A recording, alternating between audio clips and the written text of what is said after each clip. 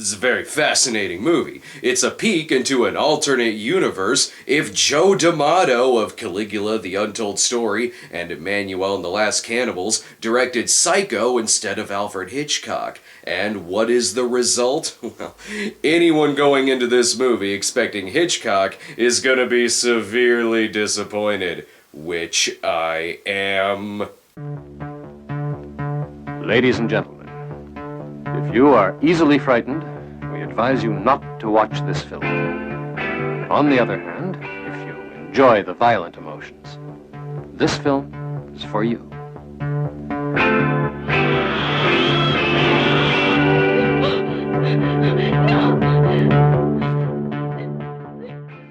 Beyond the Darkness tells the story of Frank, a taxidermist who keeps the body of his dead wife while murdering drifters and putting up with a whole lot of sass from his housekeeper Iris. But that's not the biggest mystery of the movie. The biggest mystery is what the hell do I call this thing? Sure, the DVD cover says Beyond the Darkness, but just flip the cover over and it's Buio,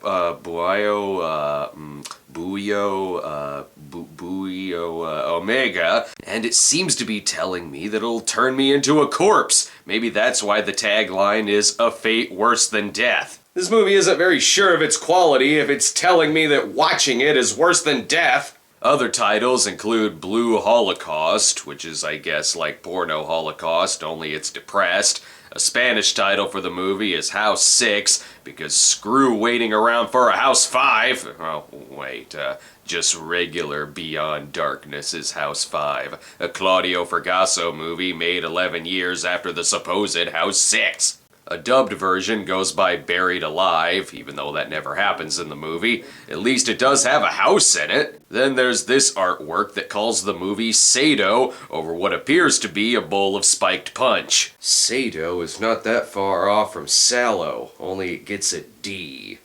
You know what? Fuck it. I'm just gonna call the movie Zombie 10. Who am I to judge the title of a movie that appears to at least have a doctorate in mass communications? Impressive. The film stars Kieran Cantor, who in the early 90s was overshadowed by his brother Macaulay Cantor. I see they have to pad out the credits since their lead actor appears to have gotten himself lost on the way to the set. If this were a slasher movie, there would be so much pot smoke coming out of that van. And from the music, not only is this a year to spotlight some Italian horror films, but it's also a year to spotlight a lot of movies with Goblin on the soundtrack.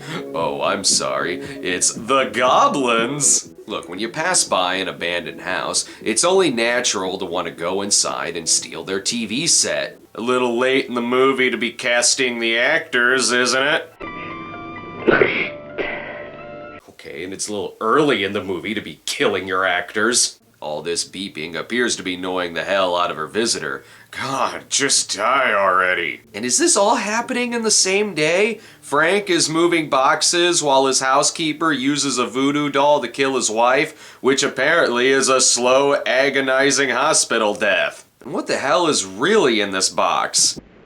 Holy shit, it's Shakma. That'll teach you to tear apart a perfectly good skyscraper. Hi, I killed your wife. Oh, I should have waited for the end of the movie to tell you that. Better late than never to tell him about the hospital. There was a telephone call for you from the hospital. What? Do you mind? I'm taking a shit in here. Stupid idiot. Well, at least she knows how to wear clothes. I think the hospital accidentally put her in the mental ward. Sorry. Where'd you get your license? Careful, he's also going to tell you about how Santa Claus punishes the naughty. Frank made it just in time to say goodbye to his wife, and other things. Just once before I die, my darling. I want to make love with you. Sorry, I already banged like 4 corpses on the way up here. Notice how it's actor Ted Russoff as the voice of Frank, who between him and Edward Mannix are in every Italian exploitation movie ever. Crap, and he just changed his mind about having sex with her. At least he has comfort in this photo of Rosemarie. This picture must have just been taken. He's wearing the same clothes. Oh, wait, it's a mirror. Well, this is a very physical performance. Thank God Iris is there to comfort him. Why did you come back into this room? Stupid idiot. Iris, this morning Anna died. So there's no one left to take care of you now. How does he not know she killed his wife? Here I am, my little baby boy.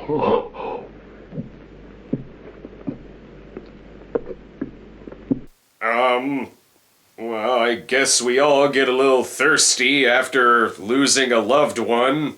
Anyway, apparently he just saw the reanimator, but he doesn't know how the serum works, so he just injected her with bacon grease. I see nothing out of the ordinary here. Who doesn't love a little bacon fried corpse? This guy looks like Helmet Burger crossed with another Helmet Burger. This is very dangerous, by the way. They drape that mesh right over a telephone pole. I'm guessing no one likes her, which is why they keep sprinkling kitty litter on her. So far it appears as if the movie may have more titles than it does page numbers in the script. Meanwhile, in Hooker with a Heart of Gold, T-Rex is playing while Dr. Rogan shows off his sexy new face. Luckily for him, the grave was so shallow it didn't even get the roses dirty.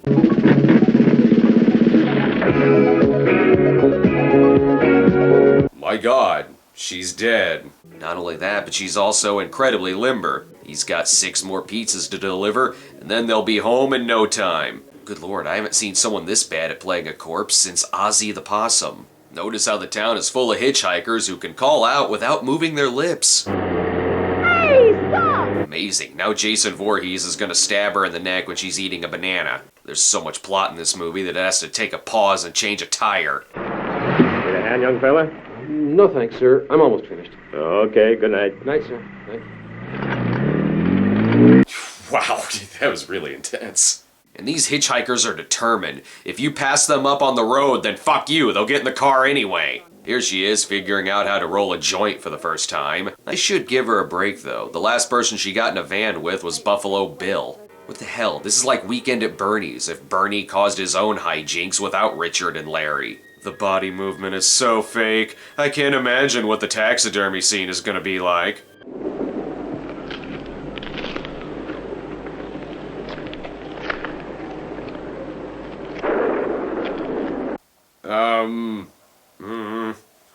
Are they using a real dead body?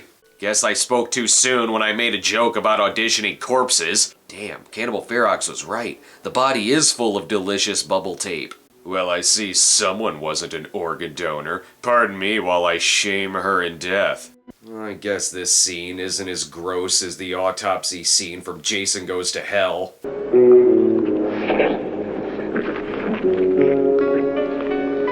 Okay, look, people will resort to desperate measures when it isn't McRib season. Oh, what's this now? What in the hell is this? Why do I have a feeling that this does not taste like strawberries? Gross! Now you're gonna get snot all over that! Unfortunately, he missed a golden opportunity to give her Kermit the Frog eyes. Inserting her fake eyes really cured her eye bruising, by the way. And weren't you supposed to get dropped off somewhere else? Your baboon just scared the shit out of Big Jennifer Lawrence. She got her scares out of the way, so now she's brave enough to give him a neck massage. Let's see if this was a better idea than just running.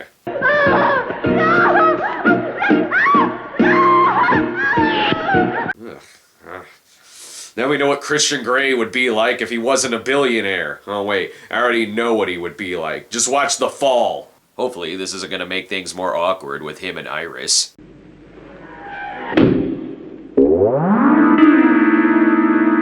Yeah, you still breastfeed me. You can't judge shit. I appreciate you helping me do this. Turns out I'm a terrible taxidermist. And speaking of that baboon... Listen, I've got a client who's interested in that baboon, the one I gave you the other day. Is it ready? No. I haven't had time. Damn it to hell. The man just lost his wife! Is everyone in this town needlessly nosy? What is the benefit of you looking in that workshop? Still, he should cut his partner a bigger deal here. After all, he has the same voice as Rick from Pod People. Iris is even better at chopping up bodies. She's not getting any blood on the cleaver, the floors, or the walls. But again, I am very worried this movie is desecrating actual corpses. Amazing how this area is so clean, but simply dipping the body parts in an acid bath made the walls look like a fucking haunted house. Best sweep up the hitchhiker's leftover rolling papers. Oh god, I wish this body would stop farting. Hurry up, scene, there's still plenty of time to get gross. Oh, so that's what acid does to people. I suppose they were nice enough to give her puddle a proper burial. Iris, you've done a lot for me. I'm thinking of giving you a raise. Just don't ask what's in the stew, alright? Also, don't ask what happened to the hitchhiker's ass. So far, this movie has done everything but actual necrophilia with the bodies, and yet this is what grosses me out the most.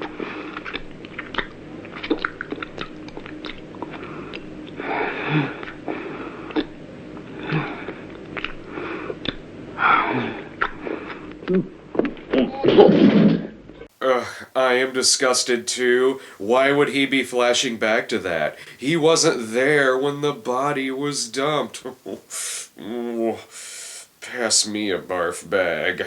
If he thinks he has it bad now, in only 3 years Kieran Cantor would play the nice guy assistant director in The Lonely Lady. Aw, she's comforting his baby bump. Is he pregnant now? As it turns out, the baboon collector earlier is actually investigating Frank and seems to be working out of a boat shed for coffins. He better hurry up because now Frank is chasing down one of the counselors for meatballs. Ooh, ouch, ooh, plot convenience.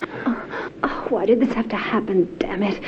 Because the movie can't very well have only 2 death scenes now, can it? Here, let me rub some I can't believe it's not a broken ankle on it. That'll fix it. And the music is sounding a little familiar.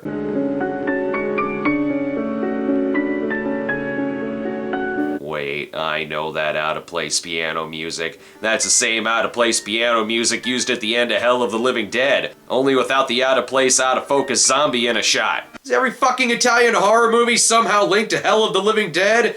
But since I saw Hell of the Living Dead first and Beyond the Darkness second, that means I am gonna yell at Beyond the Darkness for ripping off Hell of the Living Dead, even though Beyond the Darkness was made first. Homeboy and I will be back in your face after a few moments.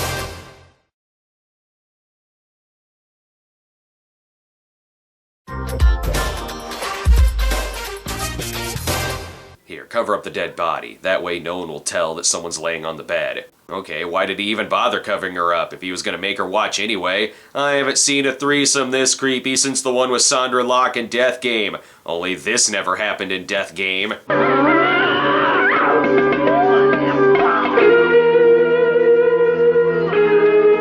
So we're back to the cannibalism? Seriously, what was the script here? Guy loses wife, guy becomes whatever kind of sadist the movie wants him to be, because I think the screenwriter may have some issues with women, and possibly his mother. Here, let's have a visit from Whistler's enabler. Whoa, wait, you mean he could have cremated those bodies the entire time? That would have been a little less messy than the fucking acid bath.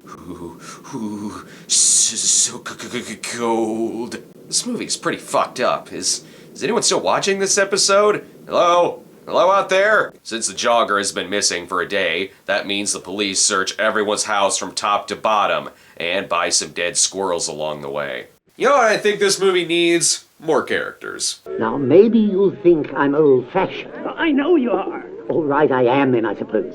But I believe in marriage, and I'm glad Iris has finally hooked someone.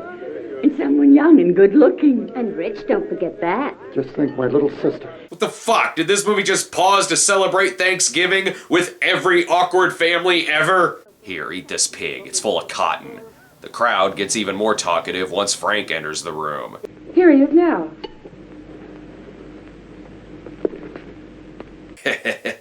So let's make things more awkward. Now I can finally make the announcement. We've set the date. Not only is Frank surprised that they're engaged, but so am I. When the hell did that happen? Maybe Frank's just nervous because a leprechaun was invited to dinner. It's a special night, though. Look, they've pushed the twin beds together. Aw, you feeling lonely, motherfucker? Perhaps you shouldn't have killed your new jogging partner. This gives wandering Mel Blanc the chance to check out the house. Iris is even passed out. This life sure is taking a lot out of her. Maybe she should become an evil nun or a sadistic prison warden in a couple Bruno Mattei movies. God damn, this is getting suspenseful.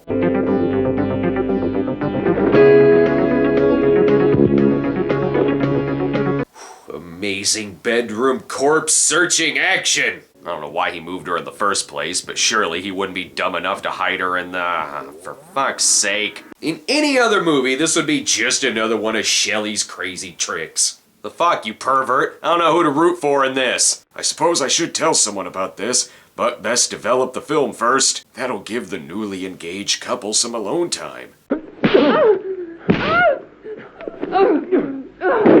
Hey, easy, buddy. You will never again find someone who is cool with what you do. Especially going out dancing on a weeknight. You've seen Black Love, now see a special sneak peek of the upcoming White Love.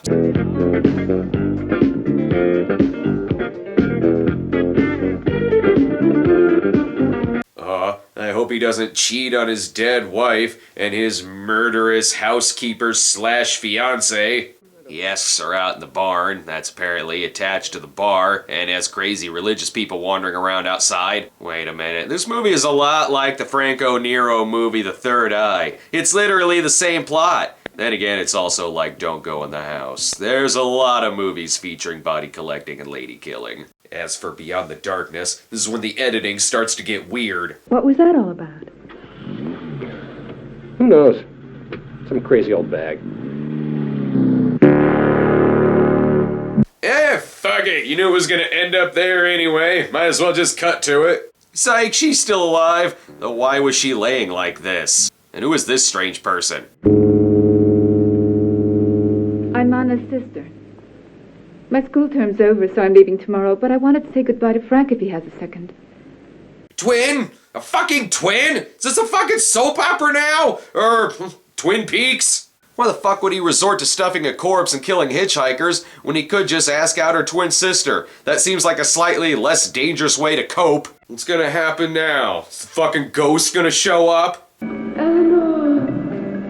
Eleanor! You shouldn't have come here! What is happening? A ghost? This movie went from 0 to 100 in a millisecond. She finds the dead body, then Mrs. Bates shows up. First the movie had none of the plot, and now it has all of the plot. Jesus Christ, dude, stop eating people. And what the hell, is this death becomes her, only if people were just naturally this fragile? I hope the twin is okay. Good, her chest is still playing the soundtrack. She's alive. Ugh, this guy. You know, all of this could have been spared if you told someone you found a dead body. I guess all Frank needed to die was just for someone to see him dying. After he peeks in on the last scene from the Beyond, he picks up the body, which could be either twin at this point. Turns out this man was hired by the dead twin's parents to find her dead body. Again, why didn't you say anything when you found it? Guess you don't need this picture anymore, but why did you even need it to begin with? What was the point of this character? The sister would still be alive and Frank would still be dead regardless of this guy's involvement. Although it does have this amazing ending, which starts out like it's gonna be really dark, but ends brilliantly.